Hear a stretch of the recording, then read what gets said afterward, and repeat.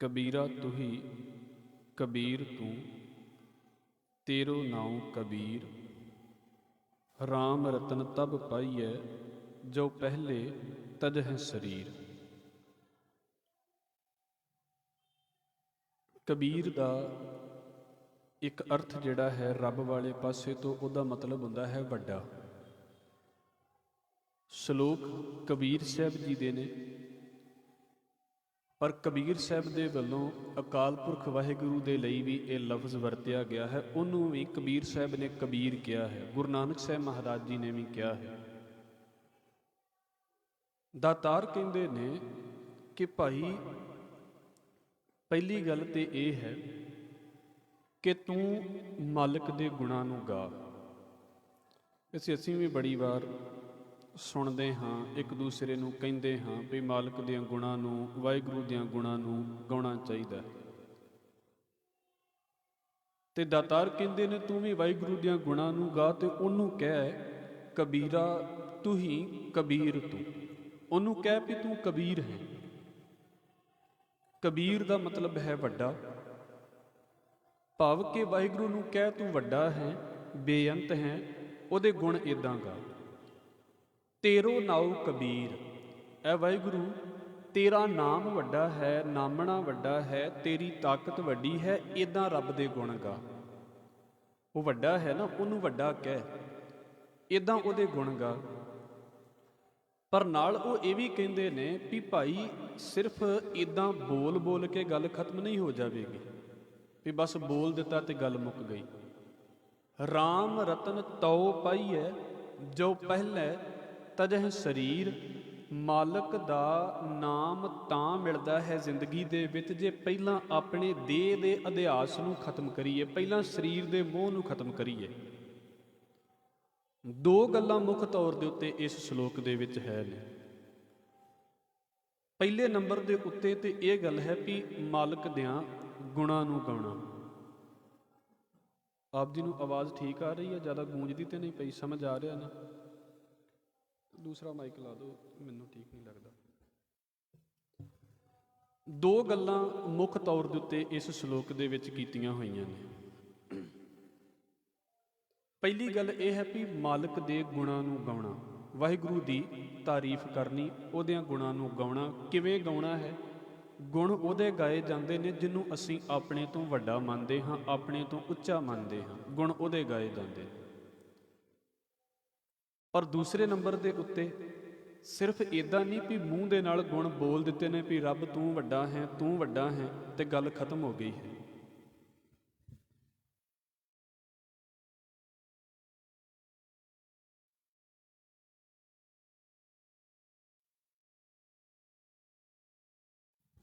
ਵਾਹਿਗੁਰੂ,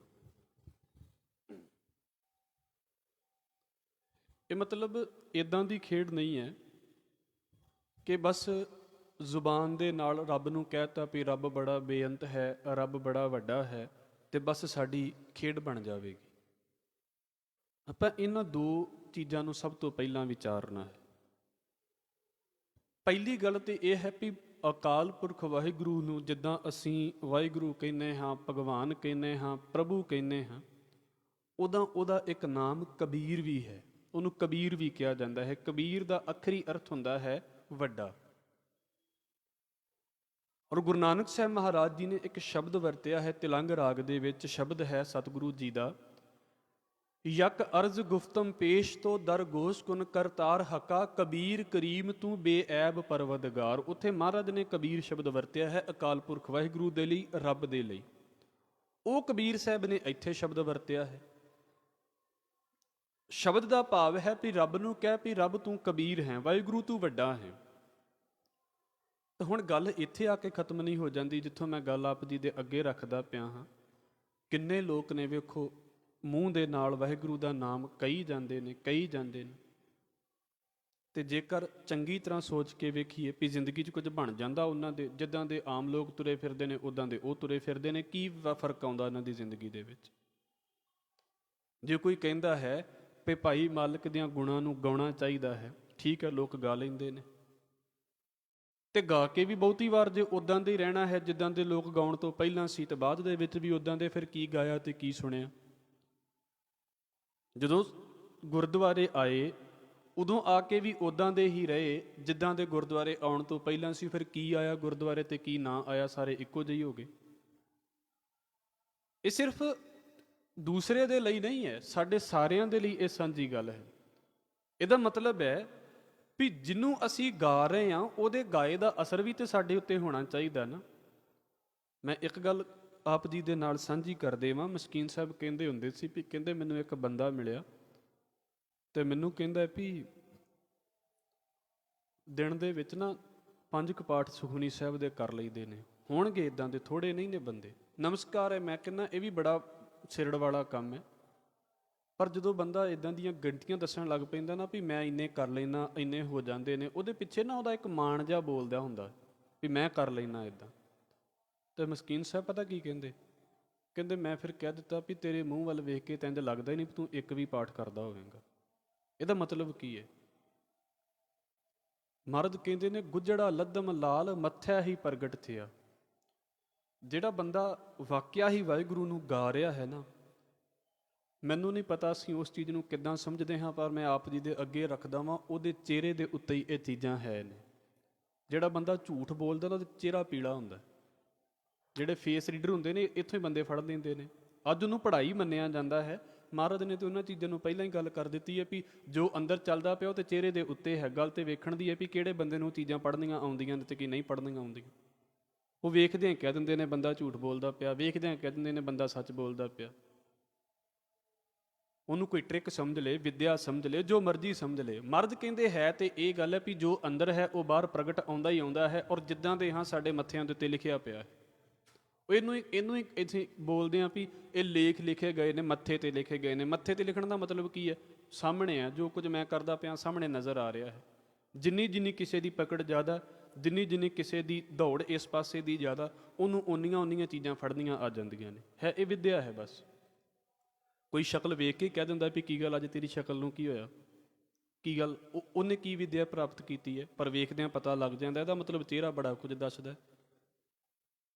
ਕਹਿਣ ਦਾ ਮਤਲਬ ਇਹ ਹੈ, ਬਾਬਾ ਫਰੀਦ ਕਹਿੰਦੇ ਨੇ ਵੀ, ਬਾਬਾ ਕਬੀਰ ਸਾਹਿਬ ਕਹਿੰਦੇ ਨੇ ਵੀ ਜ਼ੁਬਾਨ ਦੇ ਨਾਲ ਤੇ ਮਾਲਕ ਦਿਆਂ ਗੁਣਾਂ ਨੂੰ ਗਾ। ਇਹ ਤੇ ਪੱਕੀ ਗੱਲ ਹੈ ਵੀ ਇਹਦੇ ਤੋਂ ਕੋਈ ਛੁੱਟੀ ਨਹੀਂ ਹੈ। ਜ਼ੁਬਾਨ ਦੇ ਨਾਲ ਕਹਿਣਾ ਹੈ ਉਹਨੂੰ ਵੀ ਤੂੰ ਵੱਡਾ ਹੈ, ਤੂੰ ਵੱਡਾ ਹੈ।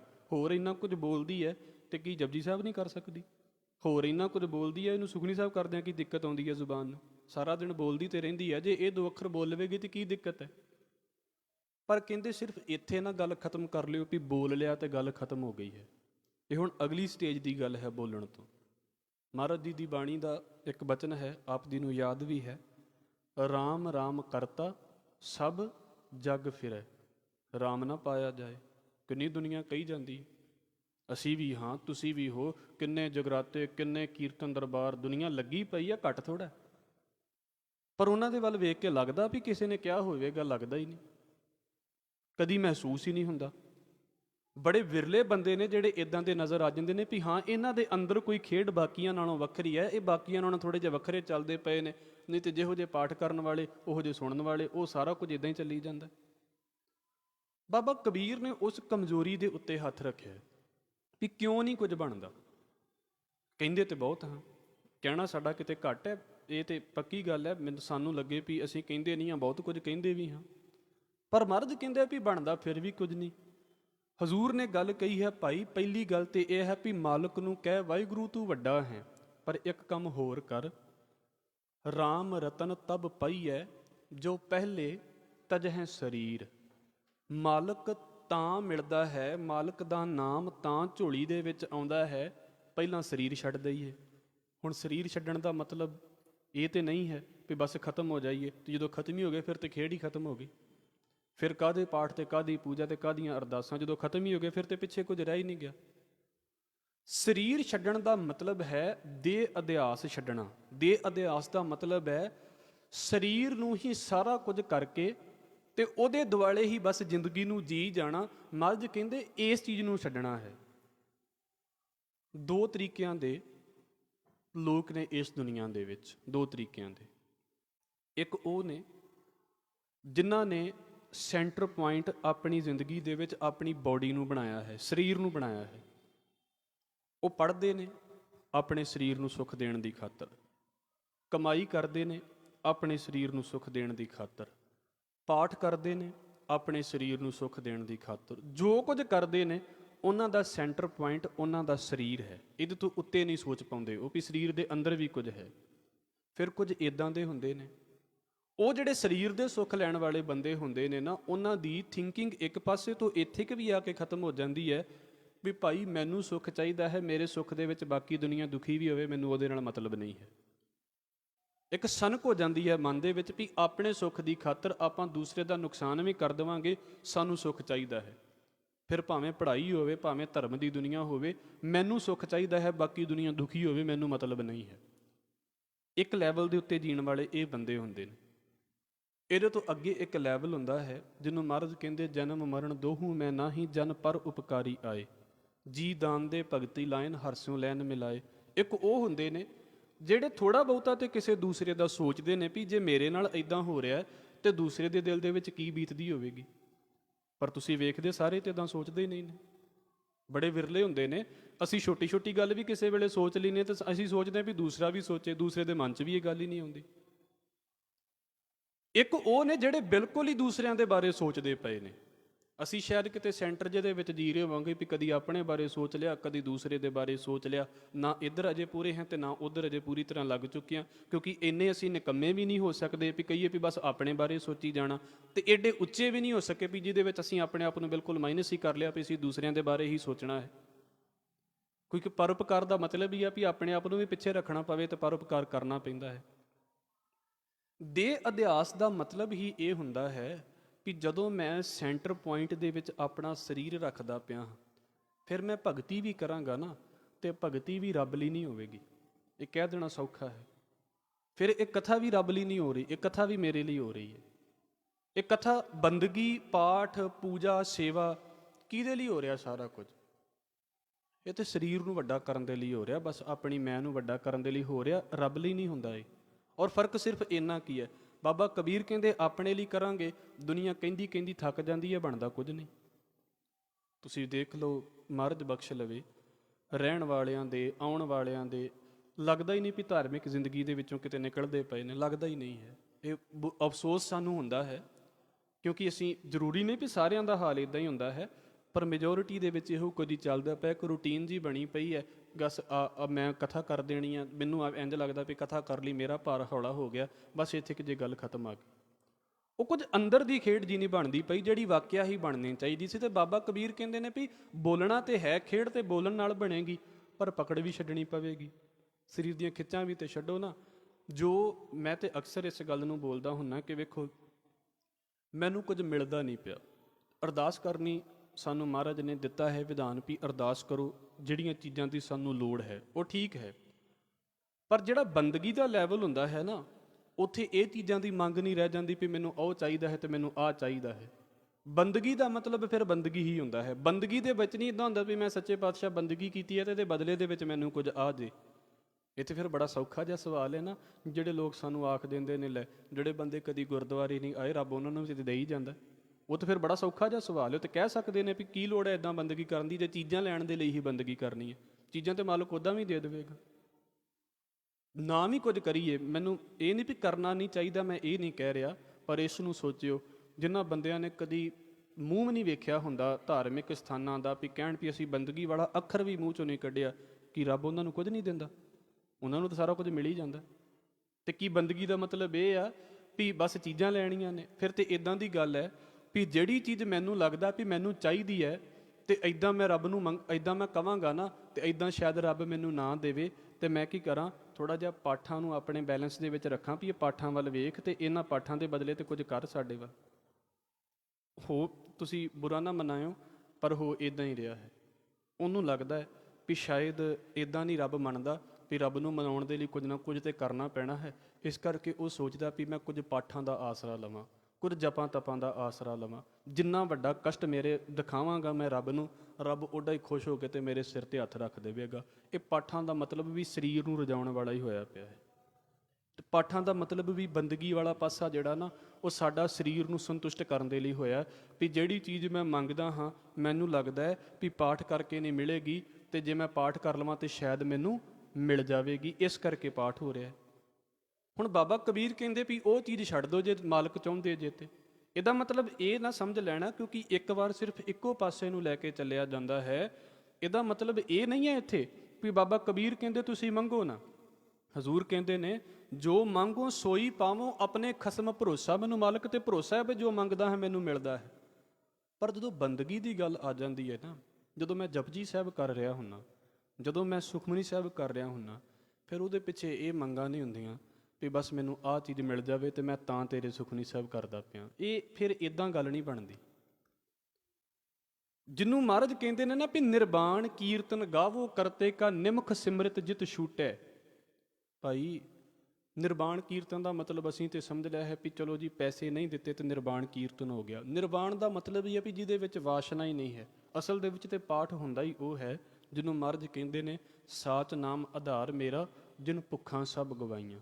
ਮੈਂ ਪਹਿਲਾਂ ਵੀ ਸ਼ਾਇਦ ਇਸ ਗੱਲ ਨੂੰ ਬੋਲਿਆ ਹੋਵੇ, ਅਸੀਂ ਘਰੋਂ ਤੁਰੇ ਹੋਈਏ ਨਾ, ਪਾਠ ਦਾ ਕੀ ਮਤਲਬ ਹੈ? ਅਸੀਂ ਸ਼ਾਇਦ ਉਸ ਲੈਵਲ ਦੇ ਉੱਤੇ ਕਦੀ ਪਾਠ ਕਰ ਸਕੀਏ, ਉਸ ਸਟੇਜ ਦੇ ਉੱਤੇ ਜਾ ਕੇ। ਮੈਂ ਘਰੋਂ ਤੁਰਿਆ ਸੀ, ਬੜਾ ਕੁਝ ਮੰਗਣ ਦੇ ਲਈ ਤੁਰਿਆ ਸੀ। ਮਹਾਰਾਜ ਕਹਿੰਦੇ ਗੁਰਦੁਆਰੇ ਪਹੁੰਚਾ ਨਾ ਜਦੋਂ ਮੈਂ, ਤੇ ਇੱਥੇ ਦੁਨੀਆ ਹੀ ਹੋਰ ਚੱਲਦੀ ਪਈ ਸੀ। ਮੈਂ ਜੋ ਮੰਗਣਾ ਚਾਹੁੰਦਾ ਸੀ ਮੰਗ ਹੀ ਨਹੀਂ ਪਾਇਆ। ਮੇਰਾ ਮੰਗਣ ਦਾ ਸੁਭਾਅ ਹੀ ਖਤਮ ਹੋ ਗਿਆ ਵੀ ਮੈਂ ਮੰਗ ਸਕਾਂ ਕਿ ਕੀ ਮੰਗਣਾ। ਤੇ ਕੀ ਮੰਗਣਾ ਸੀ ਮੈਂ? ਬਾਣੀ ਦਾ ਬੋਲ ਹੈ, ਪ੍ਰਭ ਦੇਖਦਿਆਂ ਦੁੱਖ ਭੁੱਖ ਗਈ, ਢਾਡੀ ਕੋ ਮੰਗਣ ਚਿਤ ਨਾ ਆਵੇ। ਚੇਤਾ ਹੀ ਭੁੱਲ ਗਿਆ ਵੀ ਮੈਂ ਕੀ ਮੰਗਣ ਆਇਆ ਸੀ। ਕਿਉਂ ਚੇਤਾ ਭੁੱਲਿਆ? ਉਹਨੂੰ ਪਤਾ ਸੀ ਵੀ ਜੋ ਮੈਂ ਮੰਗਦਾ ਪਿਆ ਸੀ ਇਹਦੇ ਤੋਂ ਅੱਗੇ ਕੁਝ ਹੋਰ ਇੱਥੇ ਮਿਲਦਾ ਪਿਆ ਹੈ, ਮੈਨੂੰ ਉਹ ਚੀਜ਼ ਵੇਖਣੀ ਚਾਹੀਦੀ ਹੈ। ਪਰ ਪ੍ਰੋਬਲਮ ਕੀ ਹੈ?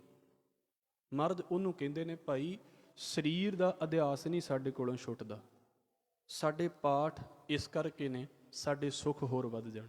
ਸਾਡੇ ਪਾਠ ਇਸ ਕਰਕੇ ਥੋੜ੍ਹਾ ਨੇ ਵੀ ਰੱਬ ਸਾਡੇ ਪੱਲੇ ਆ ਜਾਵੇ। ਇਹ ਤਾਂ ਐਵੇਂ ਕਹਿਣ ਦੀਆਂ ਗੱਲਾਂ ਨੇ, ਮੇਰੀ ਕਥਾ ਦੇ ਵਿੱਚ ਵੀ ਮਤਲਬ ਹੋ ਸਕਦਾ। ਉਹ ਇਸ ਕਰਕੇ ਹੈ ਵੀ ਜਦੋਂ, ਕਿਉਂਕਿ ਇੱਕ ਨਾ ਧਾਰਮਿਕ ਬੰਦੇ ਦੀ ਇਹ ਥੋੜ੍ਹੀਆਂ ਜਿਹੀਆਂ ਅੱਗੇ ਜਿਹਦੀਆਂ ਗੱਲਾਂ, ਜੇ ਇਹਨੂੰ ਬੁਰਾ ਨਾ ਮਨਾਓ ਕਿ ਮੈਂ ਤੁਹਾਨੂੰ ਕਹਿ ਰਿਹਾ ਹਾਂ, ਪਰ ਇਹ ਸਾਨੂੰ ਸਮਝਣਾ ਵੀ ਤੇ ਪਵੇਗਾ ਨਾ। ਇੱਕ ਲੈਵਲ ਹੋ ਸਕਦਾ ਅੱਜ ਹੀ ਅਸੀਂ ਪਾਰ ਕਰ ਦਈਏ, ਕਿਤੇ ਮਾਲਕ ਬਖਸ਼ਿਸ਼ ਕਰ ਲਵੇ। ਤੇ ਇੱਕ ਤੇ ਉਹ ਹੁੰਦੇ ਨੇ ਜਿਹੜੇ ਸਕੂਲੇ ਆਉਂਦੇ ਹੀ ਨਹੀਂ, ਉਹਨਾਂ ਦੀ ਤੇ ਗੱਲ ਹੀ ਦੂਰ ਰਹਿ ਗਈ। ਇੱਕ ਜਿਹੜੇ ਆਉਂਦੇ ਨੇ ਉਹਨਾਂ ਦੇ ਨਾਲ ਵੀ ਤੇ ਹਰ ਤਰੀਕੇ ਦੀਆਂ ਗੱਲਾਂ ਕਰਨੀਆਂ ਪੈਂਦੀਆਂ ਨੇ ਵੀ ਭਾਈ ਜੇ ਪਿੱਛੇ ਰਹਿ ਗਏ ਤੇ ਕੀ ਬਣੇਗਾ, ਸਾਰੀ ਜ਼ਿੰਦਗੀ ਤੇ ਇੱਥੇ ਬੈਠੇ ਨਹੀਂ ਰਹਿਣਾ ਸਕੂਲ ਦੇ ਵਿੱਚ। ਹੁਣ ਉੱਥੇ ਗੱਲ ਸਤਿਗੁਰੂ ਕੀ ਕਹਿੰਦੇ ਨੇ, ਭਾਈ ਸਰੀਰ ਦੀਆਂ ਪਕੜਾਂ। ਸਾਡਾ ਪਾਠ ਰੱਬ ਕਰਕੇ ਹੁੰਦਾ ਵੀ ਕਿੱਥੇ ਹੈ? ਸ਼ਾਇਦ ਅਮਰੀਕਾ ਦੇ ਵਿੱਚ ਜਾਂ ਕੈਨੇਡਾ ਦੇ ਵਿੱਚ ਨਾ ਇੱਕ ਵਾਰ ਉਹਨਾਂ ਨੇ ਇੱਕ ਸਰਵੇ ਕੀਤਾ ਸੀ ਸੰਗਤ ਦਾ। ਸੰਡੇ ਸੀ ਤੇ ਸੰਗਤ ਬਾਹਰ ਜਿਹੜੇ ਸੱਦੇ ਗਏ ਬੰਦੇ ਵੀ ਤੁਸੀਂ ਗੁਰਦੁਆਰੇ ਕੀ ਕਰਨਾ ਇਹ 'ਚ। ਮੈਂ ਇਸ ਕਰਕੇ ਕਹਿੰਦਾ ਹੁੰਦਾ ਵੀ ਸ਼ੁਕਰ ਹੈ ਰੱਬ ਦਾ, ਤੁਹਾਡੇ ਉੱਤੇ ਮਾਲਕ ਨੇ ਬੜੀ ਕਿਰਪਾ ਕੀਤੀ, ਤੁਸੀਂ ਸਵੇਰੇ ਸ਼ਾਮ ਆ ਜਾਂਦੇ ਜੇ। ਨਹੀਂ ਤੇ ਜਿਹੜੇ ਗੁਰਦੁਆਰੇ ਨੂੰ ਬਸ ਉਹ ਇੱਦਾਂ ਸਮਝਦੇ ਨੇ ਨਾ ਵੀ ਕਰਮ ਕਾਂਡਾਂ ਦਾ ਸਾਧਨ ਹੈ, ਵੀ ਅੱਜ ਬਾਪੂ ਦਾ ਭੋਗ ਹੈ ਤੇ ਗੁਰਦੁਆਰੇ ਹੋਓ, ਤੇ ਅੱਜ ਉਹਦਾ ਵਿਆਹ ਵਾ ਤੇ ਗੁਰਦੁਆਰੇ ਹੋਓ। ਜਿਨ੍ਹਾਂ ਨੇ ਗੁਰਦੁਆਰੇ ਨੂੰ ਮਤਲਬ ਰਸਮੀ ਇੱਕ ਸੈਂਟਰ ਹੀ ਸਮਝਿਆ ਵੀ ਇੱਥੇ ਰਸਮਾਂ ਹੁੰਦੀਆਂ ਨੇ ਤੇ ਆਪਾਂ ਆਉਣਾ ਜਾਣਾ ਹੈ, ਉਹਨਾਂ ਲਈ ਗੁਰਦੁਆਰੇ ਦਾ ਮਤਲਬ ਇਹ ਤੋਂ ਵੱਧ ਕੁਝ ਹੈ ਵੀ ਨਹੀਂ ਹੈ। ਕੁਝ ਨਹੀਂ ਹੈ ਤੋਂ ਵੱਧ ਉਹਨਾਂ ਦਾ ਮਤਲਬ ਗੁਰਦੁਆਰਾ ਵੀ ਗੁਰਦੁਆਰਾ ਹੈ ਕੀ? ਇਹ ਗੁਰਦੁਆਰਾ ਆ ਹੈ ਜਿਹੜਾ ਕੀਰਤਨ ਹੈ, ਗੁਰਦੁਆਰਾ ਆ ਹੈ ਜਿਹੜਾ ਪਾਠ ਹੈ, ਉਹ ਬਾਕੀ ਗੁਰਦੁਆਰਾ ਨਹੀਂ ਹੈ। ਬਾਕੀ ਆਪਣੀਆਂ ਰਸਮਾਂ ਨੇ, ਜਿੱਦਾਂ ਮਰਜ਼ੀ ਬੰਦਾ ਕਰਦਾ ਫਿਰੇ। ਉੱਥੇ ਉਹਨਾਂ ਨੇ ਸਰਵੇ ਕੀਤਾ ਤੇ ਸਰਵੇ ਦੇ ਵਿੱਚ ਉਹਨਾਂ ਨੂੰ ਪੁੱਛਿਆ ਵੀ ਤੁਸੀਂ ਗੁਰਦੁਆਰੇ ਕੀ ਕਰਨ ਆਏ? ਹੁਣ ਉਹ ਫਿਰ ਹੋ ਗਏ ਸ਼ੁਰੂ, ਅੱਜ ਫਲਾਣੇ ਸਾਹਿਬ ਦਾ ਭੋਗ ਸੀ, ਅਸੀਂ ਤੇ ਭੋਗ ਤੇ ਆਏ ਹਾਂ। ਅੱਜ ਵੀਕਐਂਡ ਸੀ, ਐਤਵਾਰ ਸੀ, ਤੇ ਅਸੀਂ ਸੋਚਿਆ ਵੀ ਚਲੋ ਹੋਰ ਨਹੀਂ ਕੁਝ ਤੇ ਚਲੋ ਗੁਰਦੁਆਰੇ 2-4 ਮਿੰਟ ਲਾਈਏ। ਇੱਦਾਂ ਦੇ ਲੋਕਾਂ ਦੇ ਜਵਾਬ। ਹੁਣ ਤੁਸੀਂ ਸੋਚੋ ਵੀ ਜਿੱਥੇ ਜਵਾਬ ਦੀ ਪਹੁੰਚ ਹੀ ਇੰਨੀ ਕਹਿ ਵੀ ਬਸ ਅਸੀਂ ਕੀ ਕਰਨ ਆਏ ਹਾਂ, ਮਤਲਬ ਨਹੀਂ ਹੈ ਸਾਨੂੰ, ਸਾਡੀ ਬੰਦਗੀ ਦਾ ਮਤਲਬ ਨਹੀਂ ਹੈ, ਅਸੀਂ ਤਾਂ ਬਸ ਜਸਟ ਇੱਕ ਘੁੰਮਣ ਫਿਰਨ ਵਾਲਾ ਚੱਕਰ ਕਰਨ ਆਏ ਸੀ।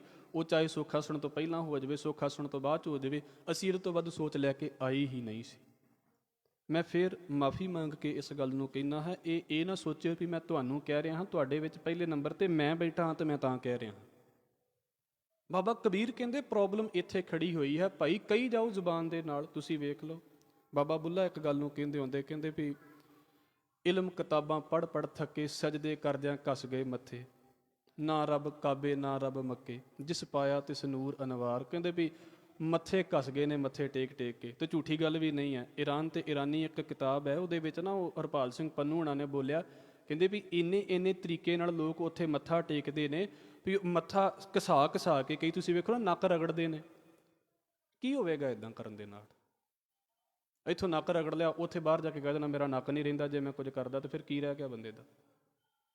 ਸਜਦੇ ਕਰਦਿਆਂ ਘਸ ਗਏ ਮੱਥੇ, ਮਤਲਬ ਸਮਝ ਲਓ ਵੀ ਇੰਨੇ ਮੱਥੇ ਟੇਕੇ ਨੇ ਵੀ ਹੱਦ ਹੀ ਲਾ ਦਿੱਤੀ ਹੈ। ਤੇ ਬਾਬਾ ਬੁੱਲਾ ਕਹਿੰਦੇ ਬਣਿਆ ਕੁਝ ਵੀ ਨਹੀਂ। ਫਿਰ ਦੁੱਖ ਤੇ ਹੁੰਦਾ ਹੀ ਹੈ ਨਾ ਵੀ ਇੰਨਾ ਕੁਝ ਕੀਤਾ ਤੇ ਬਣਿਆ ਕਿਉਂ ਨਹੀਂ। ਬਾਬਾ ਕਬੀਰ ਕਹਿੰਦੇ ਲਾਈ ਜਾਓ ਜ਼ੋਰ, ਜੇ ਬਣ ਜਾਏਗਾ ਤੇ ਸਾਨੂੰ ਆਖ ਲਿਓ। ਸਾਡਾ ਤਰੀਕਾ ਹੀ ਗਲਤ ਹੋ ਗਿਆ, ਸਾਡਾ ਮੈਥਡ ਹੀ ਪਰੇ ਪਾਸੇ ਚਲਾ ਗਿਆ, ਸਾਡਾ ਪਾਠ ਵੀ ਇਸ ਪਾਸੇ ਦਾ ਚਲਾ ਗਿਆ ਵੀ ਸਰੀਰ ਕਿੱਦਾਂ ਰਜਾਉਣਾ ਹੈ। ਮੈਂ ਭੁੱਖਾ ਹਾਂ, ਪਾਠ ਕਰਾਂਗਾ, ਰੱਬ ਕਾਰੋਬਾਰ ਵਧਾ ਦੇਵੇਗਾ। ਮੈਂ ਭੁੱਖਾ ਹਾਂ, ਮੈਂ ਪਾਠ ਕਰਾਂਗਾ, ਰੱਬ ਹੁਣ ਵੇਖਿਓ ਕਿੱਦਾਂ ਤਰੱਕੀ ਦਿੰਦਾ। ਤੇ ਜੇ ਰੱਬ ਨੇ ਤਰੱਕੀ ਨਾ ਦਿੱਤੀ ਫਿਰ ਦੁੱਖ। ਅਗਲਾ ਸਲੋਕ ਇਹਦੇ ਬਾਰੇ ਹੀ ਹੈ। ਮਹਾਰਾਜ ਜੀ ਦੀ ਬਾਣੀ ਦਾ ਇੱਕ ਬੋਲ ਸਮਝ ਲਈਏ, ਫਿਰ ਹੋਰ ਗੱਲ ਜ਼ਿਆਦਾ ਨੇੜੇ ਆ ਜਾਵੇਗੀ ਸਾਡੀ, ਤੇ ਫਿਰ ਅਸੀਂ ਅਗਲੇ ਸਲੋਕ ਨੂੰ ਵਿਚਾਰਾਂਗੇ। ਹਜ਼ੂਰ ਕਹਿੰਦੇ ਨੇ,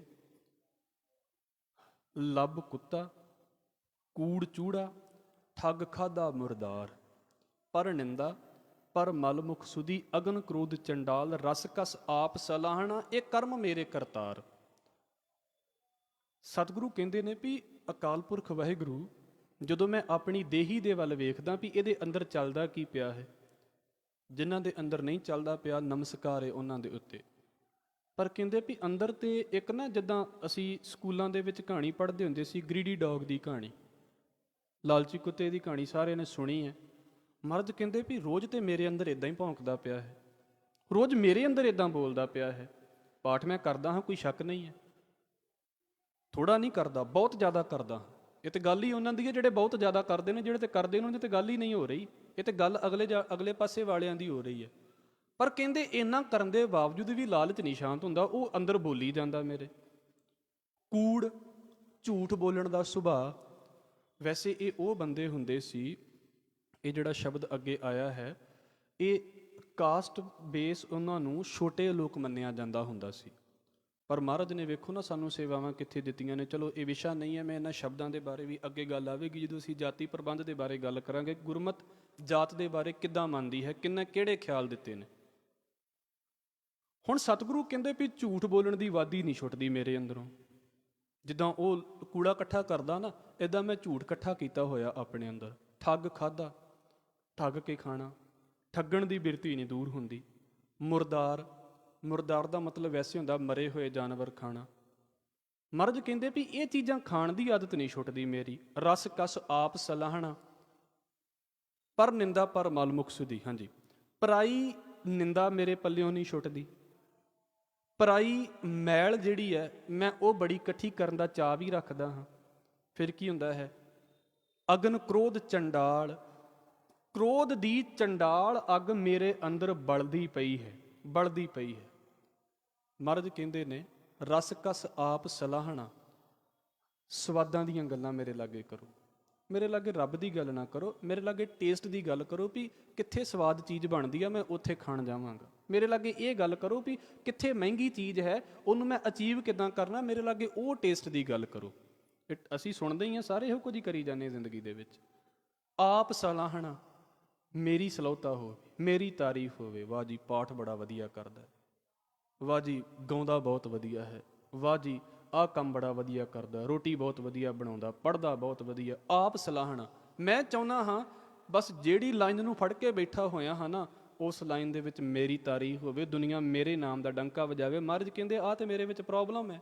ਰਸ ਕਸ ਆਪ ਸਲਾਹਣਾ, ਇਹ ਕਰਮ ਮੇਰੇ ਕਰਤਾਰ। ਵਾਹਿਗੁਰੂ ਕੰਮ ਤੇ ਮੇਰੇ ਆਹ ਨੇ, ਤੇ ਮੂੰਹ ਤੋਂ ਮੈਂ ਕਹਿ ਦਿੰਦਾ ਹੁੰਦਾ ਵੀ ਕੋਈ ਨਹੀਂ, 4 ਵਾਰ ਵਾਹਿਗੁਰੂ ਕਹਿ ਵੀ ਦਿੱਤਾ ਤੇ ਫਿਰ ਕੀ ਹੈ। ਬਾਬਾ ਕਬੀਰ ਕਹਿੰਦੇ ਕਰਮ ਨਹੀਂ ਬਦਲਾਂਗੇ ਤੇ ਮੂੰਹ ਦੇ ਨਾਲ ਵਾਹਿਗੁਰੂ ਕਿਹਾ ਕੀ ਕੀਤਾ ਕੀ ਸਾਡਾ ਕਰੇਗਾ।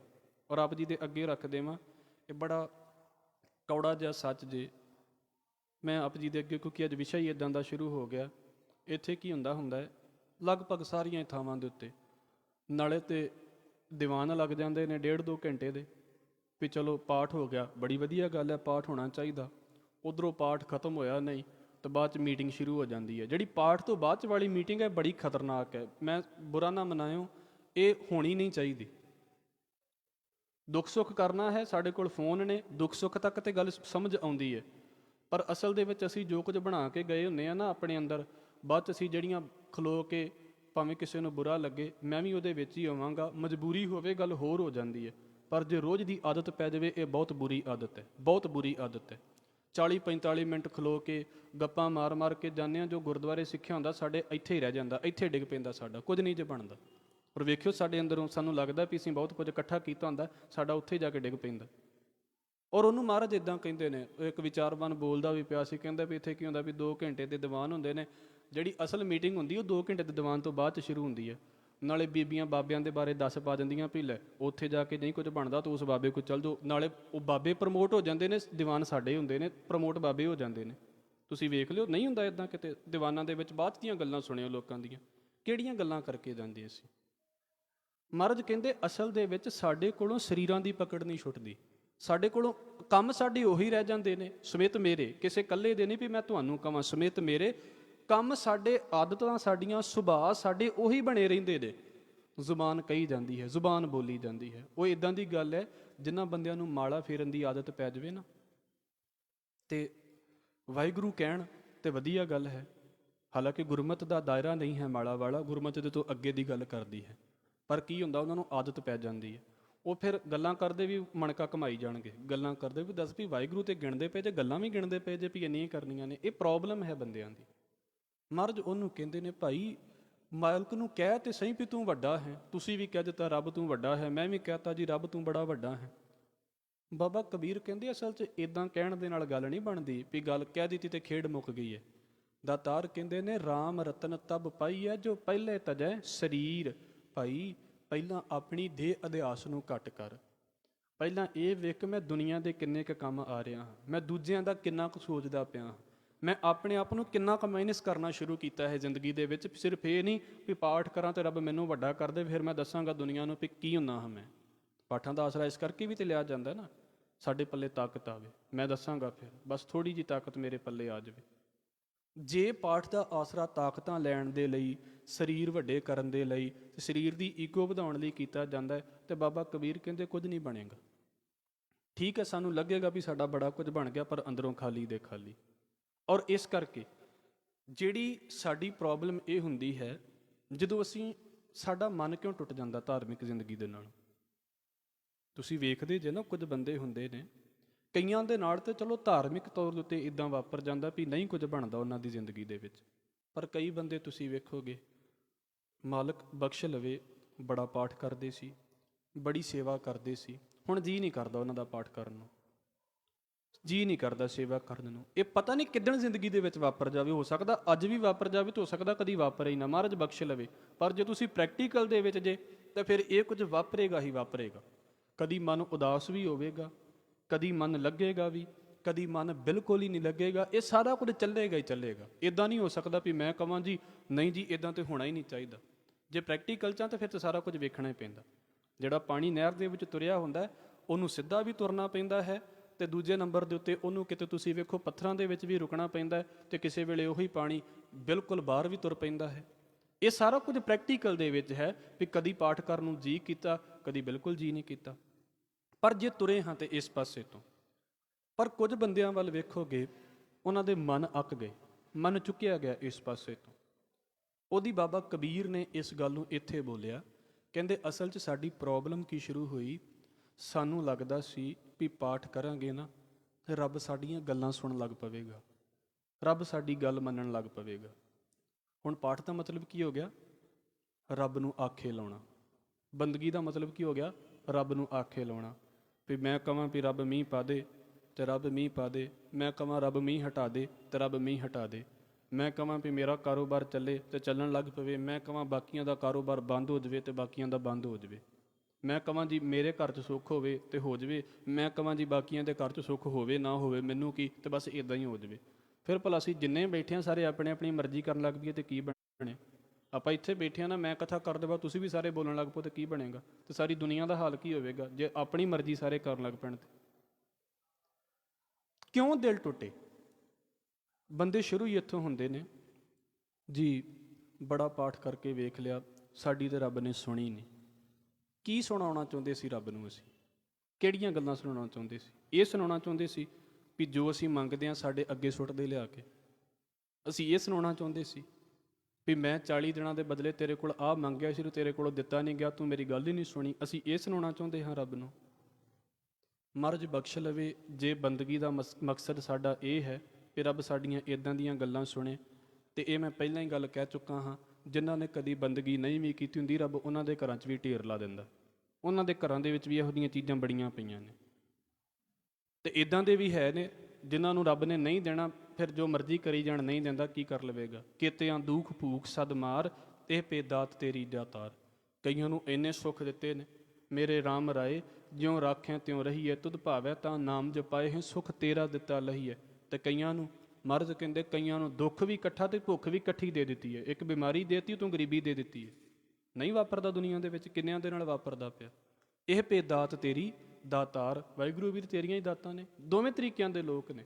ਤੇ ਜੇ ਪਾਠ ਦਾ ਮਤਲਬ ਇਹੋ ਹੀ ਹੈ ਵੀ ਮੈਂ ਆਪਣੇ ਮਤਲਬ ਲਈ ਕਰਾਂ, ਤੇ ਬਾਬਾ ਕਬੀਰ ਕਹਿੰਦੇ ਭਾਈ ਪਾਠ ਕਰ, ਤੇ ਪਾਠ ਕਰਦਿਆਂ ਤੈਨੂੰ ਫਿਰ ਇੰਝ ਲੱਗੇ ਰੱਬ ਕਿਹੜੀ ਸੁਣਦਾ ਹੈ, ਰੱਬ ਤੇ ਗੱਲ ਮੰਨਦਾ ਹੀ ਨਹੀਂ, ਰੱਬ ਨੇ ਸਾਡੀ ਅਰਦਾਸ ਨਹੀਂ ਸੁਣੀ, ਅਸੀਂ ਉਹ ਨਹੀਂ ਕਰਨਾ, ਅਸੀਂ ਆਹ ਨਹੀਂ ਕਰਨਾ। ਬਾਬਾ ਕਬੀਰ ਕਹਿੰਦੇ ਇਹ ਸਮਝ ਲਾ ਵੀ ਝੱਖ ਮਾਰਨਾ ਹੈ। ਝੱਖ ਮਾਰਨ ਦਾ ਮਤਲਬ ਹੁੰਦਾ ਫਜ਼ੂਲ ਬੋਲਣਾ।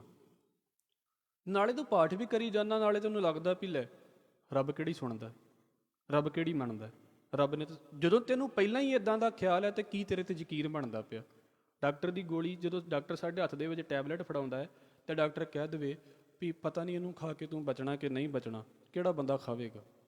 ਨਹੀਂ ਖਾਂਦੇ, ਕਿਉਂਕਿ ਯਕੀਨ ਹੀ ਨਹੀਂ ਹੁੰਦਾ ਸਾਨੂੰ ਵੀ ਪਤਾ ਨਹੀਂ ਇਹਨੇ ਦਵਾਈ ਕਿੱਦਾਂ ਦੀ ਦੇ ਦਿੱਤੀ ਹੈ। ਉਹ ਪਹਿਲਾਂ ਕਹਿੰਦਾ ਵੀ ਇਹਨੂੰ ਖਾ, ਤੂੰ ਬਚ ਜਾਏਗਾ। ਬਸ ਫਰਕ ਇੰਨਾ ਕੁ ਹੈ। ਸਾਡੇ ਪਹਿਲਾਂ ਹੀ ਮਨ ਏਡੇ ਦੁਫਾੜ ਹੋਏ ਪਏ ਨੇ, ਸਾਨੂੰ ਲੱਗਦਾ ਵੀ ਕੀ ਬਣਨਾ ਸਾਡਾ। ਤੇ ਫਿਰ ਅਸੀਂ ਫਜ਼ੂਲ ਬੋਲਣ ਦੇ ਲਈ, ਫਜ਼ੂਲ ਬੋਲਣ ਦਾ ਮਤਲਬ ਇਹ ਨਹੀਂ ਹੁੰਦਾ ਵੀ ਜ਼ਿਆਦਾ ਬੋਲਣਾ ਕਿਸੇ ਵੇਲੇ। ਫਜ਼ੂਲ ਬੋਲਣ ਦਾ ਮਤਲਬ ਹੁੰਦਾ ਵੀ ਬਿਲਕੁਲ ਜਿਹੜੀ ਗੱਲ ਦਾ ਮਤਲਬ ਹੀ ਨਹੀਂ, ਉਹ ਗੱਲ ਆਪਣੇ ਅੰਦਰੋਂ ਕੱਢ ਦੇਣੀ। ਭਾਵੇਂ ਘੱਟ ਹੀ ਬੋਲੋ, ਪਰ ਬਿਲਕੁਲ ਬੇਕਾਰ ਬੋਲਿਆ, ਉਹ ਵੀ ਫਜ਼ੂਲ ਬੋਲਣ ਦੇ ਵਿੱਚ ਹੀ ਆ ਜਾਂਦੇ ਨੇ। ਦਾਤਾਰ ਕਹਿੰਦੇ ਨੇ, ਕਬੀਰ ਝੰਖ ਨਾ ਝੰਖੀਐ, ਤੁਮਰੋ ਕਹਿਓ ਨਾ ਹੋਏ। ਐਵੇਂ ਫਜ਼ੂਲ ਦੇ ਗਿਲੇ ਨਾ ਕਰਦਾ ਫਿਰ ਰੱਬ ਨੇ ਮੇਰੀ ਉਹ ਨਹੀਂ ਮੰਨੀ, ਮੈਂ ਇੰਨਾ ਪਾਠ ਕੀਤਾ, ਰੱਬ ਨੇ ਪਾਠਾਂ ਦੇ ਬਦਲੇ ਵਿੱਚ ਮੈਨੂੰ ਕੀ ਦਿੱਤਾ। ਕਈ ਕਹਿੰਦੇ ਨੇ ਨਾ ਵੀ ਪਾਠਾਂ ਦੇ ਬਦਲੇ 'ਚ ਰੱਬ ਨੇ ਸਾਡੇ ਨਾਲ ਕੀ ਕੀਤਾ, ਰੱਬ ਨੇ ਸਾਨੂੰ ਕੀ ਦਿੱਤਾ ਜੀ ਅਸੀਂ ਰੱਬ ਦਾ ਪਾਠ ਕਰੀਏ। ਨਾ ਕਰੋ, ਕੀ ਫਰਕ ਪੈ ਰਿਹਾ। ਇੰਨੀ ਦੁਨੀਆ ਨਹੀਂ ਕਰਦੀ, ਤੁਸੀਂ ਨਾ ਕਰੋਗੇ ਤੇ ਕੀ ਵੱਧ ਘਟ ਜਾਵੇਗਾ, ਰੱਬ ਨੂੰ ਕੀ ਫਰਕ ਪੈਂਦਾ। ਮਹਾਰਾਜ ਕਹਿੰਦੇ ਨੇ, ਵੱਡਾ ਨਾ ਹੋਵੇ ਘਾਟ ਨਾ ਜਾਏ। ਇਹ ਤੇ ਇਦਾਂ ਦੀ ਗੱਲ ਹੈ, ਸਾਨੂੰ ਸਮਝਣੀ ਪਵੇਗੀ ਕਿ ਜੇ ਮੈਨੂੰ ਲੱਗਦਾ ਨਾ ਵੀ ਮੇਰੇ ਪਾਠ ਕੀਤਿਆਂ ਰੱਬ ਨੂੰ ਕੋਈ ਫਰਕ ਪੈਂਦਾ, ਵੀ ਰੱਬ ਵੱਡਾ ਛੋਟਾ ਹੋ ਜਾਂਦਾ, ਵੀ ਅੱਜ ਮੈਂ ਪਾਠ ਕੀਤਾ ਤਾਂ ਰੱਬ ਵੇਖੋ ਕਿੱਡਾ ਵੱਡਾ ਹੋ ਗਿਆ, ਵੀ ਅੱਜ ਫਲਾਣੇ ਬੰਦੇ ਨੇ ਮੇਰਾ ਨਾਂ ਲਿਆ। ਤੇ ਜੇ ਕਿਤੇ ਮੈਂ ਅੱਜ ਪਾਠ ਨਹੀਂ ਕੀਤਾ ਤਾਂ ਰੱਬ ਨੂੰ ਖਰੇ ਸਾਰੀ ਰਾਤ ਸੋਚ ਹੀ ਮੁੱਕਦੀ ਰਹਿਣੀ ਹੈ ਵੀ ਹਾਏ ਅੱਜ ਉਸ ਬੰਦੇ ਨੇ ਮੇਰਾ ਨਾਂ ਹੀ ਨਹੀਂ ਲਿਆ। ਇਹ ਤੇ ਦੁਨਿਆਵੀ ਤੌਰ ਦੇ ਉੱਤੇ ਗੱਲਾਂ ਹੁੰਦੀਆਂ ਨੇ ਵੀ ਫਲਾਣੀ ਥਾਂ ਤੇ ਜਾਵਾਂ ਤੇ ਮੇਰਾ ਨਾਂ ਲਿਆ ਜਾਵੇ, ਤੇ ਫਲਾਣੀ ਥਾਂ ਤੇ ਨਾਂ ਨਹੀਂ ਲਿਆ ਗਿਆ ਤੇ ਮੈਨੂੰ ਬੜਾ ਇੰਝ ਲੱਗਦਾ, ਬੜਾ ਦੁੱਖ ਜਿਹਾ ਲੱਗਦਾ। ਰੱਬ ਨੂੰ ਕੀ ਫਰਕ ਪੈਂਦਾ ਇਹਨਾਂ ਗੱਲਾਂ ਦੇ ਨਾਲ। ਕਿੰਨੇ ਹੋ ਕੇ ਕਿੰਨੇ ਚਲੇ ਜਾਂਦੇ ਨੇ, ਕੀ ਫਰਕ ਪੈਂਦਾ। ਉਹ ਤੇ ਬਸ ਖੇਡ ਖੇਡੀ ਜਾਂਦਾ। ਨਾਨਕ ਵਿਗਸੈ ਬੇਪਰਵਾਹ, ਉਹ ਬੇਪਰਵਾਹ ਕੇ ਤੁਰਿਆ ਫਿਰਦਾ ਦੁਨੀਆ ਦੇ ਵਿੱਚ, ਉਹਨੂੰ ਕੋਈ ਫਰਕ ਨਹੀਂ ਪੈਂਦਾ ਇਹਨਾਂ ਗੱਲਾਂ ਦੇ ਨਾਲ, ਮੈਨੂੰ ਪੈਂਦਾ ਹੈ। ਮਰਦ ਕਹਿੰਦੇ ਨੇ ਵੀ ਪਾਠ ਵੀ ਕਰੀ ਜਾਣੇ, ਮੂੰਹ ਉਹਨੂੰ ਇਹ ਵੀ ਕਹੀ ਜਾਣਾ ਵੀ ਤੂੰ ਬੜਾ ਵੱਡਾ ਹੈ, ਤੂੰ ਬੜਾ ਵੱਡਾ ਹੈ। ਆਪਣੇ ਕਰਮ ਨਹੀਂ ਬਦਲਨੇ, ਆਪਣੇ ਸੁਭਾਅ ਨਹੀਂ ਬਦਲਨੇ। ਤੇ ਪਰ ਨਾਲ ਕੀ ਹੈ, ਦਾਤਾਰ ਕਹਿੰਦੇ ਫਿਰ ਮੂੰਹ ਤੋਂ ਗਲਤ ਬੋਲੀ ਜਾਣਾ। ਰੱਬ ਮੇਰੇ ਆਖੇ ਨਹੀਂ ਲੱਗਦਾ, ਵੇਖੋ ਇੰਨੇ ਪਾਠ ਚਲਾਏ ਤੇ ਹੋਇਆ ਕੁਝ ਨਹੀਂ। ਇੱਕ ਨਾ ਉਹ ਤੁਸੀਂ ਸ਼ਾਇਦ ਸੁਣਿਆ ਹੋਵੇਗਾ, ਉਹ ਰਜਨੀਸ਼ ਹੋਣਾ ਦੀ ਇੱਕ ਗੱਲ ਹੈ। ਉਹ ਕਹਿੰਦੇ ਵੀ ਮੈਨੂੰ ਇੱਕ ਬੰਦਾ ਮਿਲਿਆ ਤੇ ਕਹਿੰਦੇ ਵੀ ਜਦੋਂ ਦਾ ਮੈਂ ਤੁਹਾਡੇ ਕੋਲ ਆਉਣ ਲੱਗਾ ਨਾ ਤੇ ਮੇਰੀਆਂ 3 ਫੈਕਟਰੀਆਂ ਚੱਲਣ ਲੱਗ ਪਈਆਂ ਨੇ, 3 ਫੈਕਟਰੀਆਂ ਹੋਰ ਚੱਲਣ ਲੱਗ ਪਈਆਂ ਨੇ। ਤੋਂ ਅੱਗੋਂ ਕਹਿੰਦੇ ਉਹਨੇ ਜਵਾਬ ਦਿੱਤਾ ਵੀ ਜੇ ਤੇ ਮੇਰੇ ਕੋਲ ਫੈਕਟਰੀਆਂ ਚਲਵਾਉਣ ਦੇ ਲਈ ਆਏ ਜੇ ਤੇ ਫਿਰ ਮੁੜ ਜਾਓ, ਤੁਹਾਡਾ ਕੋਈ ਫਾਇਦਾ ਨਹੀਂ ਹੈਗਾ ਇੱਥੇ ਆਉਣ ਦਾ। ਜੇ ਫੈਕਟਰੀਆਂ ਚਲਾਉਣ ਹੀ ਆਏ ਜੇ ਤੇ ਫਿਰ ਤੁਸੀਂ ਮੁੜ ਜਾਓ, ਇੱਥੇ ਫੈਕਟਰੀਆਂ ਚਲਾਉਣ ਵਾਲਾ। ਤੇ ਵੀ ਇਹ ਤਾਂ ਮੈਨੂੰ ਸਮਝ ਆਉਂਦਾ ਵੀ ਤੁਹਾਡੀਆਂ ਫੈਕਟਰੀਆਂ ਬੰਦ ਹੋ ਗਈਆਂ, ਫਿਰ ਤਾਂ ਮੈਂ ਸਮਝਦਾ ਵੀ ਮੈਂ ਕੁਝ ਤੁਹਾਡੇ ਲਈ ਕੀਤਾ। ਤੇ ਜੇ ਤੁਸੀਂ ਚਾਹੁੰਦੇ ਜੇ ਵੀ ਵੱਧ ਗਈਆਂ ਨੇ, ਫਿਰ ਤੁਸੀਂ ਧਾਰਮਿਕ ਜ਼ਿੰਦਗੀ ਦੇ ਵਿੱਚ ਤੇ ਬਿਲਕੁਲ ਨਹੀਂ ਆ ਰਹੇ। ਫਿਰ ਤੁਸੀਂ ਆਪਣੀ ਹਉਮੈ ਨੂੰ ਵਧਾਉਣ ਤੇ ਆ ਰਹੇ ਜੇ, ਸਮੇਤ ਮੇਰੇ ਆਪਣੇ ਆਪ ਨੂੰ ਪ੍ਰਮੋਟ ਕਰਨ ਤੇ ਆ ਰਹੇ ਹਾਂ। ਫਿਰ ਰੱਬੀ ਬੰਦਗੀ ਵਾਲਾ ਕੋਈ ਸੁਭਾਅ ਨਹੀਂ ਹੈ ਸਾਡੇ ਵਿੱਚ। ਤੇ ਜੇ ਇੱਦਾਂ ਨਾ ਹੋਵੇ, ਮੈਂ ਇਸ ਕਰਕੇ ਪਾਠ ਕੀਤੇ ਵੀ ਮੇਰਾ ਕਾਰੋਬਾਰ ਚੰਗਾ ਚੱਲੇ, ਫਸਲ ਚੰਗੀ ਹੋਵੇ। ਨਾ ਚੰਗੀ ਹੋਈ ਤੇ ਨਾਰਾਜ਼ਗੀ ਕਿਹਦੇ ਨਾਲ ਹੋਣੀ, ਰੱਬ ਦੇ ਨਾਲ। ਜਿੱਦਾਂ ਕਈਆਂ ਦੇ ਨਾਲ ਇੱਦਾਂ ਵਾਪਰ ਜਾਂਦਾ ਵੀ ਵੇਖੋ ਕਿਤੇ ਆਪਾਂ ਕਹਿੰਦੇ ਹੁੰਦੇ ਸੀ ਵੀ 2 ਜਣੇ ਲੜਦੇ ਪਏ ਸੀ, ਦੋਵੇਂ ਬਾਬਿਆਂ ਦੇ ਕੋਲ ਚਲੇ ਗਏ ਤੇ ਬਾਬੇ ਨੇ ਉਹਨੂੰ ਵੀ ਸ਼ਬਦ ਦੇ ਦਿੱਤਾ ਤੇ ਬਾਬੇ ਨੇ ਉਹਨੂੰ ਵੀ ਸ਼ਬਦ ਦੇ ਦਿੱਤਾ ਵੀ ਕੋਈ ਨਹੀਂ, ਤੁਸੀਂ ਆਹ ਸ਼ਬਦ ਪੜ੍ਹੋ, ਜਿੱਤ ਜਾਓਗੇ। ਹੁਣ ਜਿੱਤਣਾ ਤਾਂ ਦੋਵਾਂ ਚੋਂ ਇੱਕ ਨੇ ਸੀ। ਜਿਹੜਾ ਹਾਰ ਗਿਆ ਉਹਦਾ ਯਕੀਨ ਟੁੱਟ ਗਿਆ, ਜਿਹੜਾ ਹਾਰ ਗਿਆ ਉਹਦਾ ਯਕੀਨ ਟੁੱਟ ਗਿਆ। ਔਰ ਤੁਸੀਂ ਸ਼ਾਇਦ ਸੁਣਿਆ ਹੋਵੇਗਾ, ਮਸਕੀਨ ਸਾਹਿਬ ਦੀ ਕਥਾ ਹੈ, ਅਮਰੀਕਾ ਦੇ ਬਾਰੇ ਦੱਸਦੇ ਪਏ ਸੀ। ਕਹਿੰਦੇ ਮੈਂ ਗਿਆ ਕਥਾ ਕਰਨ ਦੇ ਲਈ, ਤੇ ਕਹਿੰਦੇ ਇੱਕ ਸਰਦਾਰ ਜੀ ਨੇ ਬੜੇ ਪੈਸੇ ਖਰਚ ਕੇ ਤੇ ਲੰਗਰ ਕੀਤਾ, ਬੜੇ ਪੈਸੇ ਖਰਚ ਕੇ। ਕਹਿੰਦੇ ਵੀ ਮਾਲਕ ਦੀ ਖੇਡ ਹੋਈ। 4 ਮਹੀਨਿਆਂ ਬਾਅਦ ਮੈਨੂੰ ਕਿਤੇ ਫੇਰ ਜਾਣਾ ਪੈ ਗਿਆ, ਤੇ 4 ਮਹੀਨਿਆਂ ਬਾਅਦ ਜਾ ਕੇ ਤੇ ਉਹੀ ਗੱਲ ਸਾਹਮਣੇ ਆ ਗਈ ਵੀ ਸਰਦਾਰ ਜੀ ਦਾ ਯਕੀਨ ਵੀ ਡੋਲ ਗਿਆ, ਸਰਦਾਰ ਜੀ ਨੂੰ ਭਰੋਸਾ ਹੀ ਨਹੀਂ ਰਿਹਾ। ਕਹਿੰਦੇ ਕੀ ਗੱਲ ਹੋ ਗਈ? ਕਹਿੰਦੇ ਕੀ ਫਾਇਦਾ ਹੋਇਆ, ਇੰਨਾ ਕੁਝ ਕੀਤਾ, ਅਸੀਂ ਚਾਹੁੰਦੇ ਸੀ ਵੀ ਕੇਸ ਜਿੱਤ ਜਾਈਏ, ਕੇਸ ਜਿੱਤ ਨਹੀਂ ਪਾਏ, ਤੇ ਇਸ ਕਰਕੇ ਸਾਡਾ ਤੇ ਭਰੋਸਾ ਹੀ ਟੁੱਟ ਗਿਆ। ਭਰੋਸਾ ਕਾਹਦੇ ਉੱਤੇ ਰਹਿ ਗਿਆ? ਵੀ ਰੱਬ ਕੇਸ ਜਿਤਾਵੇ ਤੇ ਰੱਬ ਤੇ ਭਰੋਸਾ ਹੈ, ਕੇਸ ਹਰਵਾ ਦੇਵੇ ਤੇ ਫਿਰ ਰੱਬ ਤੇ ਭਰੋਸਾ ਨਹੀਂ ਹੈ। ਇਹ ਪ੍ਰੋਬਲਮ ਹੈ ਸਾਡੇ ਲੋਕਾਂ ਦੀ। ਬਾਬਾ ਕਬੀਰ ਕਹਿੰਦੇ ਬੋਲੀ ਜਾਓਗੇ ਇੱਦਾਂ ਕੀ ਹੋਵੇਗਾ? ਕਿੰਨੇ ਲੋਕ ਨੇ ਆ ਤੇ ਮਾਲਕ ਸਿਦਕ, ਇਹਨੂੰ ਹੀ ਸਿਦਕ ਕਿਹਾ ਜਾਂਦਾ ਵੀ ਸਿਦਕ ਰੱਖਿਓ, ਸਬਰ ਰੱਖਿਓ, ਜੇ ਸੁੱਖ ਦੇ ਤਾਂ ਤੁਝੈ ਇਰਾਦੀ ਦੁੱਖ ਵੀ ਤੁਝੈ ਧਿਆਈ। ਦਾ ਮਤਲਬ ਹੀ ਇਹ ਹੈ ਵੀ ਭਾਈ ਇਕੱਲੇ ਸੁੱਖ ਹੀ ਨਹੀਂ ਆਉਣੇ, ਦੁੱਖ ਵੀ ਜ਼ਿੰਦਗੀ ਦੇ ਵਿੱਚ ਆਉਣੇ ਹੀ ਆਉਣੇ ਨੇ। ਮਹਾਰਾਜ ਕਹਿੰਦੇ ਨੇ ਨਾਨਕ ਬੋਲਣ ਝਖਣਾ, ਦੁੱਖ ਛੱਡ ਮੰਗੀਆਂ ਸੁੱਖ। ਇਹ ਤੇ ਐਵੇਂ ਕਹਿੰਦੇ ਫਜ਼ੂਲ ਜਿਹਾ ਬੋਲਣਾ ਹੈ ਵੀ ਜੇ ਰੱਬ ਦੇ ਅੱਗੇ ਆਖੀਏ ਵੀ ਰੱਬਾ ਮੈਨੂੰ ਦੁੱਖ ਨਾ ਦਵੀਂ, ਇਕੱਲੇ ਸੁੱਖ ਹੀ ਦਵੀਂ। ਮਹਾਰਾਜ ਕਹਿੰਦੇ ਸੁੱਖ ਦੁੱਖ ਦੋਏ ਦਰ ਕੱਪੜੇ ਪਹਿਰੇ ਜਾਏ ਮਨੁੱਖ। ਇਹ ਤੇ ਇਦਾਂ ਦੀ ਗੱਲ ਹੈ, ਸਰੀਰ ਤੇ ਪਾਏ ਹੋਏ ਕੱਪੜੇ ਨੇ, ਅੱਜ ਸੁੱਖ ਵਾਲਾ ਕੱਪੜਾ ਪਾਇਆ, ਕੱਲ ਨੂੰ ਦੁੱਖ ਵਾਲਾ ਪਾਉਣਾ ਹੀ ਪੈਣਾ ਹੈ। ਕਿੰਨੇ ਕੁ ਭੱਜ ਲਵਾਂਗੇ ਇਸ ਪਾਸੇ ਤੋਂ? ਜਿੱਥੇ ਬੋਲਣ ਹਾਰੀਐ ਤਿੱਥੇ ਚੰਗੀ ਚੁੱਪ, ਕਬੀਰ ਝੰਖ ਨਾ ਝੰਖੀਐ ਤੁਮਰੋ ਕਹਿਓ ਨਾ ਹੋਏ। ਮਹਾਰਾਜ ਕਹਿੰਦੇ ਐਵੇਂ ਗਿਲੇ ਨਾ ਕਰਦਾ ਫਿਰ ਵੀ ਰੱਬ ਨੇ ਉਹ ਨਹੀਂ ਕੀਤਾ, ਰੱਬ ਨੇ ਆਹ ਕਰ ਦਿੱਤਾ। ਕਈ ਤੇ ਇਦਾਂ ਦੇ ਹੁੰਦੇ ਨੇ ਹਰ ਗੱਲ ਤੋਂ ਨਾਰਾਜ਼, ਹਰ ਗੱਲ ਤੋਂ ਨਾਰਾਜ਼। ਜਿੱਦਾਂ ਕਈਆਂ ਉਹ ਕਿਉਂਕਿ ਵਾਦੀ ਹੁੰਦੀ ਹੈ, ਇੱਕ ਆਦਤ ਹੁੰਦੀ ਹੈ। ਜਿਹੜੇ ਬੰਦੇ ਨੂੰ ਘਰ ਦੇ ਵਿੱਚ ਬਣੀ ਚੀਜ਼ ਦੇ ਵਿੱਚੋਂ ਨੁਕਸ ਕੱਢਣ ਦੀ ਆਦਤ ਪੈ ਜਾਵੇ, ਉਹਨੂੰ ਵੇਖੋ ਫਿਰ ਨੁਕਸ ਕੱਢਣ ਦੀ ਆਦਤ ਪੈ ਹੀ ਜਾਂਦੀ ਹੈ। ਇਹ ਘਰਾਂ ਦੇ ਵਿੱਚ ਆਦਤ ਸ਼ੁਰੂ ਹੁੰਦੀ ਹੈ, ਅੱਜ ਆਹ ਨਹੀਂ ਚੰਗਾ, ਅੱਜ ਉਹ ਨਹੀਂ ਚੰਗਾ, ਅੱਜ ਆਹ ਜ਼ਿਆਦਾ, ਅੱਜ ਆਹ ਘੱਟ ਹੈ। ਇਹ ਘਰਾਂ ਦੀ ਆਦਤ ਸ਼ੁਰੂ ਹੁੰਦੀ ਹੈ। ਫਿਰ ਉਹਨਾਂ ਨੂੰ ਹੌਲੀ ਹੌਲੀ ਬਾਹਰ ਪ੍ਰੋਬਲਮ ਹੋਣੀ ਸ਼ੁਰੂ ਹੋ ਜਾਂਦੀ ਹੈ। ਫਿਰ ਉਹ ਹੌਲੀ ਹੌਲੀ ਰੱਬ ਨੇ ਬੜੀ ਗਰਮੀ ਕਰਤੀ, ਅੱਜ ਬੜੀ ਠੰਡ ਹੈ, ਉਹਨਾਂ ਨੂੰ ਠੰਡ ਤੋਂ ਵੀ ਨਹੀਂ ਯਕੀਨ, ਉਹਨਾਂ ਨੂੰ ਗਰਮੀ 'ਤੇ ਵੀ ਨਹੀਂ ਯਕੀਨ। ਬਾਰਿਸ਼ ਹੋ ਗਈ ਤਾਂ ਵੀ ਔਖੇ ਹੋ ਗਏ, ਨਹੀਂ ਹੋਈ ਤਾਂ ਵੀ ਔਖੇ ਹੋ ਗਏ। ਹਰ ਗੱਲ 'ਤੇ ਮਤਲਬ ਫਰਸਟ੍ਰੇਟਡ ਜੇ ਤੁਰੇ ਹੋ ਕੇ ਤੁਰੇ ਫਿਰਦੇ ਲੋਕ। ਹਰ ਗੱਲ 'ਤੇ ਇੱਦਾਂ ਨਹੀਂ ਸੀ ਹੋਣਾ ਚਾਹੀਦਾ, ਫਿਰ ਕਿੱਦਾਂ ਹੋਣਾ ਚਾਹੀਦਾ ਸੀ? ਜੇ ਉੱਦਾਂ ਹੋ ਜਾਂਦਾ ਫਿਰ ਵੀ ਦਿੱਕਤ ਸੀ ਵੀ ਇੱਦਾਂ ਕਿਉਂ ਹੋ ਗਿਆ। ਗਰਮੀ 'ਚ ਬਹਿਣਾ ਪੈ ਗਿਆ ਤਾਂ ਵੀ ਦਿੱਕਤ, ਸਰਦੀ 'ਚ ਬਹਿਣਾ ਪੈ ਗਿਆ ਤਾਂ ਵੀ ਦਿੱਕਤ। ਮਹਾਰਾਜ ਕਹਿੰਦੇ ਕਿਉਂ ਹਰ ਇੱਕ ਗੱਲ ਨੂੰ ਏਡੇ ਵੱਡੇ ਗਿਲਿਆਂ 'ਚ ਲੈ ਕੇ ਤੁਰੇ ਫਿਰਦੇ ਆਂ ਵੀ ਉਹ ਨਹੀਂ ਸੀ ਹੋਣਾ ਚਾਹੀਦਾ, ਆਹ ਨਹੀਂ ਸੀ ਹੋਣਾ ਚਾਹੀਦਾ। ਫਿਰ ਮੇਰੀ ਮਰਜ਼ੀ ਹੁੰਦੀ ਸਾਰੀ ਦੁਨੀਆ ਦੇ ਵਿੱਚ ਤੇ ਫਿਰ ਮੈਂ ਸੌਖਾ ਹੋ ਜਾਣਾ ਸੀ। ਕਬੀਰ ਝੰਖ ਨਾ ਝੰਖੀਐ ਤੁਮਰੋ ਕਹਿਓ ਨਾ ਹੋਏ। ਭਾਈ ਤੇਰੇ ਇੱਦਾਂ ਬੋਲਣ ਨਾਲ ਕੁਝ ਵੀ ਨਹੀਂ ਹੋਣਾ। ਕੀ ਹੈ? ਕਰਮ ਕਰੀਮ ਜੋ ਕਰ ਰਹੇ ਮੇਟ ਨਾ ਸਕੈ ਕੋਏ, ਮੇਟ ਨਾ ਸਾਕੈ ਕੋਏ। ਅਸਲ ਦੇ ਵਿੱਚ ਜੋ ਮਾਲਕ ਨੇ ਖੇਡ ਵਰਤਾ ਦੇਣੀ ਹੈ ਨਾ, ਉਹਨੇ ਵਰਤਾ ਹੀ ਦੇਣੀ ਹੈ। ਉਹ ਮੇਰੇ ਤੁਹਾਡੇ ਵਰਗਿਆਂ ਦੇ ਬੋਲਣ ਦੇ ਨਾਲ ਕੋਈ ਫਰਕ ਨਹੀਂ ਪੈਂਦਾ। ਹਾਂ, ਅਸੀਂ ਆਪਣੇ ਕਰਮ ਬਦਲ ਸਕਦੇ ਹਾਂ ਬੰਦਗੀ ਦੇ ਨਾਲ, ਇਹ ਪੱਕੀ ਗੱਲ ਹੈ।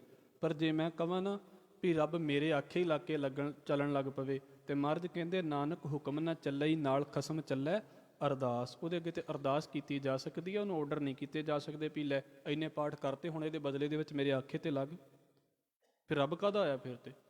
ਉਹ ਤਾਂ ਫਿਰ ਇਦਾਂ ਦੀ ਗੱਲ ਹੈ ਨਾ ਵੀ ਜਿਸ ਬੰਦੇ ਨੂੰ ਇਹ ਲੱਗਦਾ ਵੀ ਮੈਂ ਮੰਤਰਾਂ ਦੇ ਨਾਲ ਰੱਬ ਜਿੱਤ ਸਕਦਾ ਹਾਂ, ਫਿਰ ਮੰਤਰ ਵੱਡੇ ਨੇ ਤੇ ਰੱਬ ਛੋਟਾ ਹੈ। ਮੰਤਰ ਵੱਡੇ ਨੇ ਫਿਰ। ਇਸ ਕਰਕੇ ਮਹਾਰਾਜ ਨੇ ਜਿਹੜੀ ਅੱਜ ਦੀ ਸਾਡੇ ਸਾਹਮਣੇ ਗੱਲ ਰੱਖੀ ਹੈ ਨਾ, ਉਹਦਾ ਮੁੱਖ ਭਾਵ ਇਹੋ ਹੀ ਹੈ ਵੀ ਭਾਈ ਬੰਦਗੀ ਨੂੰ ਬੰਦਗੀ ਤੱਕ ਰਹਿਣ ਦਿਓ ਤੇ ਆਪਣੇ ਸੁਭਾਵਾਂ ਨੂੰ ਵੀ ਬਦਲਣ ਦੀ ਕੋਸ਼ਿਸ਼ ਕਰੀਏ। ਜੇ ਸੁਭਾਅ ਨਾ ਬਦਲੇ ਤੇ ਇੱਕ ਨਾ ਇੱਕ ਦਿਨ ਸਾਡੇ ਨਾਲ ਟ੍ਰੈਜਡੀ ਵਾਪਰ ਹੀ ਜਾਣੀ ਹੈ। ਸਾਡਾ ਭਰੋਸਾ ਉੱਡ ਜਾਵੇਗਾ, ਸਾਨੂੰ ਲੱਗੇਗਾ ਵੀ ਨਹੀਂ ਰੱਬ ਤੇ ਆਖੇ ਲੱਗਦਾ ਹੀ ਨਹੀਂ। ਤੇ ਰੱਬ ਨੂੰ ਆਖੇ ਲਵਾ ਰਹੇ ਆ ਸਰੀਰ ਦੇ, ਤੇ ਸਰੀਰ ਦੇ ਕੁਝ ਕਰਮ ਨੇ ਜਿਹੜੇ ਇੱਕ ਦੂਸਰੇ ਨਾਲ ਸਾਡੇ ਮੈਚ ਹੀ ਨਹੀਂ ਕਰਦੇ। ਇੱਕ ਜਾਣੇ ਦਾ ਸੁੱਖ ਹੈ, ਦੂਜੇ ਦਾ ਬੜਾ ਵੱਡਾ ਦੁੱਖ ਹੈ। ਹਜ਼ੂਰ ਕਹਿੰਦੇ ਨੇ ਭਾਈ ਕਰਮ ਕਰੀਮ ਜੋ ਕਰ ਰਹੇ ਮੇਟ ਨਾ ਸਾਕੈ ਕੋਏ। ਜੋ ਮਾਲਕ ਨੇ ਖੇਡ ਵਰਤਾਉਣੀ ਹੈ ਨਾ, ਉਹਨੇ ਕਰ ਹੀ ਦੇਣਾ ਹੈ। ਤੂੰ ਪਾਠ ਕਰਕੇ ਇਹ ਮੰਗ ਵੀ ਸੱਚੇ ਪਾਤਸ਼ਾਹ ਤੇਰੀ ਰਜ਼ਾ ਦੇ ਵਿੱਚ ਚੱਲਣਾ ਆ ਜਾਵੇ, ਤੇਰੇ ਭਾਣੇ ਦੇ ਵਿੱਚ ਚੱਲਣਾ ਆ ਜਾਵੇ। ਫਿਰ ਅਗਲਾ ਬਚਨ ਹੈ ਕਬੀਰ ਕਸੌਟੀ ਰਾਮ ਕੀ ਝੂਠਾ ਟਿਕੈ ਨਾ ਕੋਏ। ਰਾਮ ਕਸੌਟੀ ਸੋਸ ਹੈ ਜੋ ਮਰ ਜੀਵਾ ਹੋਏ। ਕਸੌਟੀ ਵੈਸੇ ਉਸ ਪੱਥਰ ਦੇ ਲਈ ਹੁੰਦਾ ਸੀ ਪੁਰਾਣੇ ਟਾਈਮ ਦੇ ਵਿੱਚ ਜਿਹਦੇ ਵਿੱਚੋਂ ਸੋਨਾ ਪਰਖਿਆ ਜਾਂਦਾ ਸੀ ਵੀ ਸੋਨਾ ਓਰੀਜਨਲ ਹੈ ਕਿ ਨਕਲੀ ਹੈ, ਕਿਉਂਕਿ ਇੱਕੋ ਜਿਹੇ ਰੰਗ ਦੀਆਂ ਕਈ ਧਾਤਾਂ ਆ ਜਾਂਦੀਆਂ ਸੀ ਤੇ ਫਿਰ ਲੋਕਾਂ ਦੇ ਨਾਲ ਧੱਕਾ ਵੀ ਹੋ ਜਾਂਦਾ ਹੁੰਦਾ ਸੀ। ਕਸੌਟੀ ਉਹਦੇ ਨਾਲ ਪਰਖਿਆ ਜਾਂਦਾ ਸੀ। ਇੱਦਾਂ ਕਹਿੰਦੇ ਮਾਲਕ ਦੀ ਕਸਵੱਟੀ ਹੈ, ਪਰ ਉਹਦੇ ਉੱਤੇ ਕੌਣ ਹੈ? ਝੂਠਾ ਟਿਕੈ ਨਾ ਕੋਏ। ਜਿੱਦਾਂ ਨਕਲੀ ਸੋਨਾ ਕਸੌਟੀ ਦੇ ਉੱਤੇ ਪਰਖਿਆ ਜਾਂਦਾ ਵੀ ਇਹ ਨਕਲੀ ਹੈ, ਇੱਦਾਂ ਮਹਾਰਾਜ ਕਹਿੰਦੇ ਨੇ ਜਿਹੜਾ ਮਾਲਕ ਦਾ ਨਾਮ ਹੈ ਉਹਦੇ ਉੱਤੇ ਝੂਠਾ ਬੰਦਾ ਨਹੀਂ ਟਿਕ ਸਕਦਾ। ਝੂਠਾ ਮਤਲਬ ਕਿੱਦਾਂ? ਦੁਬਿਧਾ ਜੀ ਵਾਲਾ ਬੰਦਾ, ਡੁਐਲਿਟੀ ਜੀ ਵਾਲਾ ਬੰਦਾ, ਵੀ ਦੋ ਦਿਲ ਰੱਖਦਾ ਹੋਵੇ, ਪਾਠ ਕਰ ਵੀ ਲੈਂਦਾ ਹੋਵੇ ਪਰ ਪਾਠ ਤੇ ਯਕੀਨ ਜਿਹਾ ਨਾ ਹੋਵੇ, ਗੁਰਦੁਆਰੇ ਆ ਵੀ ਜਾਂਦਾ ਹੋਵੇ ਪਰ ਗੁਰਦੁਆਰੇ ਆਉਣ ਤੇ ਯਕੀਨ ਜਿਹਾ ਨਾ ਹੋਵੇ। ਮਹਾਰਾਜ ਨੇ ਇੱਕੋ ਗੱਲ ਕਲੀਅਰ ਕਰ ਦਿੱਤੀ ਹੈ ਸੁਖਮਨੀ ਸਾਹਿਬ ਦੇ ਅੰਦਰ। ਹਜ਼ੂਰ ਕਹਿੰਦੇ ਜਾ ਕੇ ਹਿਰਦੈ ਵਿਸ਼ਵਾਸ ਪ੍ਰਭ ਆਇਆ, ਤਤ ਗਿਆਨ ਤਿਸ ਮਨ ਪ੍ਰਗਟਾਇਆ। ਜੇ ਪਾਠ ਕਰਦੇ ਹਾਂ ਤੇ ਪਾਠ ਤੇ ਯਕੀਨ ਨਹੀਂ ਹੈ, ਮੈਂ ਅੱਗੇ ਆਪ ਜੀ ਦੇ ਲਫ਼ਜ਼ ਰੱਖ ਦੇਵਾਂ, ਹਜ਼ੂਰ ਕਹਿੰਦੇ ਨੇ ਉਹ ਤੱਤ ਵਾਲੀ ਖੇਡ ਕਦੀ ਪੱਲੇ ਪੈਂਦੀ ਹੀ ਨਹੀਂ। ਭਰੋਸਾ ਹੀ ਨਹੀਂ, ਜਿਹਦੇ ਲਾਗੇ ਬੈਠੇ ਉਹਦੇ ਤੇ ਭਰੋਸਾ ਹੀ ਨਹੀਂ ਤੇ ਕੀ ਖੇਡ ਖੇਡ ਲਵਾਂਗੇ ਅਸੀਂ। ਮਹਾਰਾਜ ਕਹਿੰਦੇ ਨਹੀਂ, ਇੱਦਾਂ ਨਹੀਂ ਗੱਲ ਬਣਦੀ। ਕਬੀਰ ਕਸੌਟੀ ਰਾਮ ਕੀ ਝੂਠਾ ਟਿਕੈ ਨਾ ਕੋਏ, ਰਾਮ ਕਸੌਟੀ ਸੋ ਸਹੈ। ਭਾਈ ਇਸ ਰਸਤੇ ਦੇ ਉੱਤੇ ਚੱਲ ਵੀ ਕੇਵਲ ਉਹੀ ਸਕਦਾ ਹੈ। ਕੌਣ? ਜੋ ਮਰ ਜੀਵਾ ਹੋਏ, ਜਿਹੜਾ ਮਰ ਕੇ ਜੀ ਪੈਂਦਾ ਹੈ। ਮਰਨ ਦਾ ਮਤਲਬ ਹੈ ਆਪਣੀਆਂ ਖਿੱਚਾਂ ਦੇ ਵੱਲੋਂ ਸਿਰਫ ਆਪਣਾ ਹੀ ਸਰੀਰ ਮੁੱਖ ਰੱਖ ਲਿਆ। ਮਹਾਰਾਜ ਕਹਿੰਦੇ ਨਹੀਂ, ਇੱਧਰੋਂ ਜਿਹੜਾ ਮਰ ਕੇ ਜੀ ਪਿਆ ਹੈ, ਜਿਹੜਾ ਦੂਜਿਆਂ ਦੇ ਬਾਰੇ ਵੀ ਕੁਝ ਸੋਚਦਾ ਪਿਆ ਹੈ, ਪਰਉਪਕਾਰ ਦੇ ਬਾਰੇ ਵੀ ਸੋਚਦਾ ਪਿਆ ਹੈ, ਉਹ ਇਸ ਰਸਤੇ ਤੇ ਤੁਰ ਸਕਦਾ ਹੈ। ਆਪਣੇ ਮਤਲਬ ਵਾਲੇ ਬੰਦੇ ਨਹੀਂ ਇਸ ਰਸਤੇ ਤੇ ਤੁਰ ਸਕਦੇ। ਇੱਦਾਂ ਦੀ ਗੱਲ ਹੈ ਨਾ, ਆਪਾਂ ਵਿਚਾਰ ਲਈਏ। ਭਾਈ ਗੁਰਦਾਸ ਸਾਹਿਬ ਨੇ ਇੱਕ ਕਹਾਣੀ ਜੀ ਬੋਲੀ ਹੈ ਇਸ ਬਾਰੇ। ਵਿਰਤੀ ਹਾਣ ਵਖਾਣਿਆ ਭਲੇ ਬੁਰੇ ਦੀ ਸੁਣੀ ਕਹਾਣੀ। ਮੈਂ ਸੰਖੇਪ ਆਪ ਜੀ ਦੇ ਅੱਗੇ ਰੱਖ ਦੇਵਾਂ। ਕਹਿੰਦੇ ਨੇ ਕਿ ਇੱਕ ਵਾਰ ਕੀ ਹੋਇਆ ਵੀ ਇੱਕ ਬੰਦੇ ਦਾ ਸੁਭਾਅ ਵਧੀਆ ਸੀ ਤੇ ਇੱਕ ਬੰਦੇ ਦਾ ਸੁਭਾਅ ਕੰਜੂਸ ਥੋੜ੍ਹਾ ਜਿਹਾ ਸੀ। ਕੰਜੂਸ ਨਹੀਂ ਕਹਿ ਸਕਦੇ ਆਪਾਂ, ਇੱਦਾਂ ਕਹਿ ਸਕਦੇ ਹਾਂ ਵੀ ਚਲੋ ਉਹਦਾ ਜੀਅ ਨਹੀਂ ਸੀ ਕਰਦਾ ਵੀ ਕਿਸੇ ਨੂੰ ਕੁਝ ਵੰਡ ਦਿੱਤਾ ਜਾਵੇ। ਹੁਣ ਜਿਹੜਾ ਭਲਾ ਬੰਦਾ ਸੀ, ਹੁਣ ਦੋਵੇਂ ਤੁਰੇ ਜਾ ਰਹੇ, ਭੁੱਖ ਲੱਗ ਗਈ ਦੋਵਾਂ ਨੂੰ। ਭਲਾ ਬੁਰਾ ਦੋਏ ਚੱਲੇ ਰਾ, ਉਸਥੈ ਤੋਸਾ ਉਸਥੈ ਪਾਣੀ।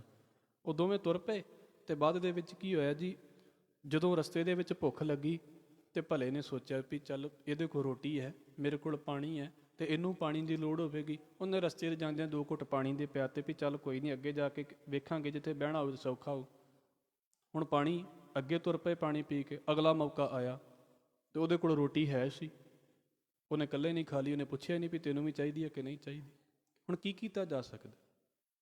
ਆਪਣੇ ਮਤਲਬ ਲਈ ਜੀਣ ਵਾਲੇ ਬੰਦੇ, ਸਾਨੂੰ ਕੀ ਲੱਗੇ ਬਾਕੀਆਂ ਦੇ ਨਾਲ ਪਿੱਛੇ ਕੁਝ ਬਚਿਆ ਕਿ ਨਹੀਂ, ਅਸੀਂ ਰੱਜਣੇ ਚਾਹੀਦੇ ਹਾਂ। ਸਾਨੂੰ ਕੀ ਲੱਗੇ ਬਾਕੀਆਂ ਦਾ ਕੁਝ ਬਣਦਾ ਨਹੀਂ ਬਣਦਾ, ਸਾਡਾ ਤਾਂ ਕੁਝ ਬਣੇ, ਸਾਨੂੰ ਤੇ ਲਿਆਓ, ਜੋ ਮਰਜ਼ੀ ਕਰੋ, ਬਾਕੀ ਰਹਿਣ ਭੁੱਖੇ ਤੇ ਭੁੱਖੇ ਰਹਿਣ, ਸਾਨੂੰ ਕੀ ਲੱਗੇ।